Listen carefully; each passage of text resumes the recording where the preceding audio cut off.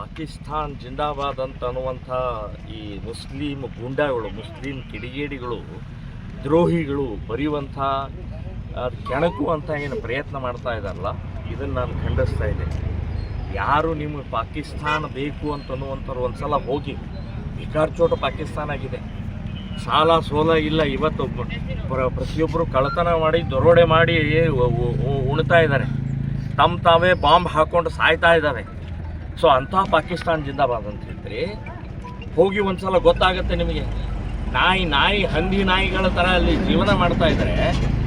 ಈ ಭಾರತ ದೇಶದಲ್ಲಿ ಅನ್ನ ತಿಂದು ಇಲ್ಲೇ ಹುಟ್ಟಿ ಇಲ್ಲೇ ಬೆಳೆದು ಇಲ್ಲಿ ನಮ್ಮ ದೇಶಕ್ಕೆ ದ್ರೋಹ ಮಾಡ್ತಾ ಇದ್ರಿ. ಅಂಥ ಬಿಡದಿಯ ಟೊಯೋಟೋ ಗೋಡೆ ಮೇಲೆ ಬರೆದಂಥವ್ರು ಯಾರಿದ್ದಾರೆ ಅಂತನ್ನುವಂಥ ನಿಶ್ಚಿತವಾಗಿ ಕಂಡು ಹಿಡ್ಬೋದು.